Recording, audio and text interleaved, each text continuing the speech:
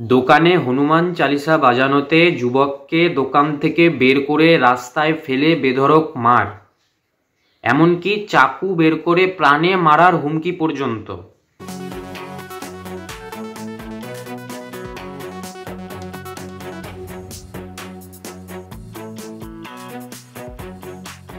ঘটনাটি ঘটেছে কর্ণাটকে।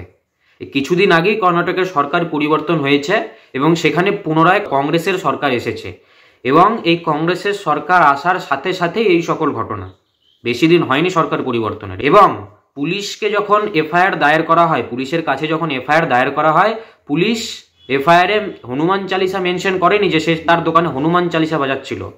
পুলিশ এফআইআরে মেনশন করেছে যে তারস্বরে উচ্চস্বরে গান বাজাচ্ছিল দোকানে, তার ফলে এই ঘটনা ঘটে। এই সমস্ত ঘটনা তো আমাদের কাছে নতুন নয়, পশ্চিমবঙ্গবাসীদের কাছে এই সমস্ত ঘটনা তো নতুন নয়। এত পার্সেন্টেজ হলে পাকিস্তান করে দেবো এবং মিনি পাকিস্তানের জনক ববি হাকিম এ সকল তো রয়েছে।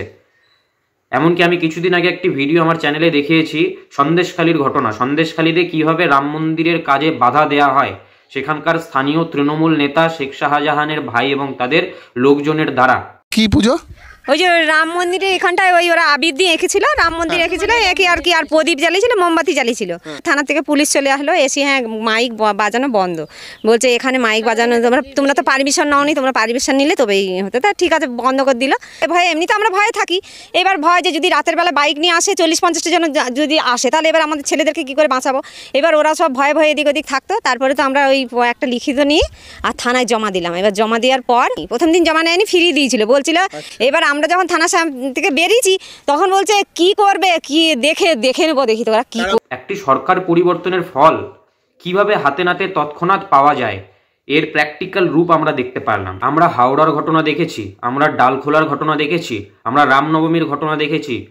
আমরা দেখেছি কিভাবে রামনবমীতে যাওয়া শোভাযাত্রার ওপরে প্রাণঘাতী হামলা করা হয় দুর্বৃত্তদের দ্বারা। এই সমস্ত ঘটনা এবং পুলিশ প্রশাসন কিভাবে এদেরকেই আশকারা দেয় এবং যারা আক্রান্ত তাদেরকেই বরঞ্চ গ্রেপ্তার করে এই পুলিশ প্রশাসন। আমি কোনো ধর্ম মত সম্প্রদায়ের বিরুদ্ধে বলছি না, কিন্তু এই সমস্ত সরকার যারা নিজস্ব ভোট ব্যাংকে রক্ষা করার জন্য এই দুর্বৃত্তদের পুষে রেখেছে, দুধেল গায়ের নামে বা অন্য কোনো নামে এই দুর্বৃত্তদের যারা পুষছে, এই সমস্ত সরকারকে উৎখাত করার সময় এসেছে, আমাদেরকে ভাবতে হবে। তাই এই লোকসভা নির্বাচনেই এই কংগ্রেস বা তৃণমূল কংগ্রেস যে নামেই এরা থাকুক, এদেরকে আমাদের সরাতে হবে। এদের নিজস্ব কোনো আদর্শ নেই, এদের নিজস্ব কোনো আইডিওলজি নেই।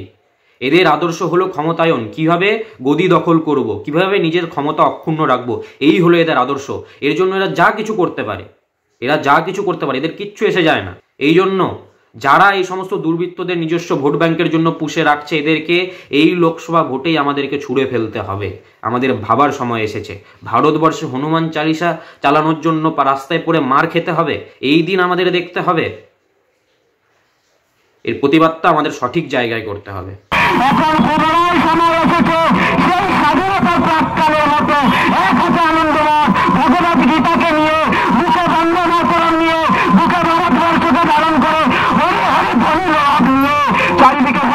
কাঁপিয়ে দিয়ে হরে মোরারে মোদী কইতে বাহারে স্লোগানকে সামনে নিয়ে বন্দে মাতরম বলিতে সেই জীবানন্দের মতো নবানন্দের মতো আকাশ বাতাল কাঁপিয়ে দিয়ে পুনরায় এই নারী বিরোধী সরকার, এই রাষ্ট্র বিরোধী, এদেরকে সমূলে উৎখাত করার সময় এসেছে বন্ধু। শঙ্খনাথ স্বয়ং ঈশ্বর করে দিয়েছে, ঠিক যেন কুরুক্ষেত্রের ময়দান থেকে শ্রীকৃষ্ণ আমাদের উদ্দেশ্যে বলছেন, নৈব্যম মাসমাগম পার্থা নারতত্ত্বপদ্ধতে সরব্রম হৃদয় গৌরবঙ্গম তত্ত্বা উৎকৃষ্ট পরন্তপা।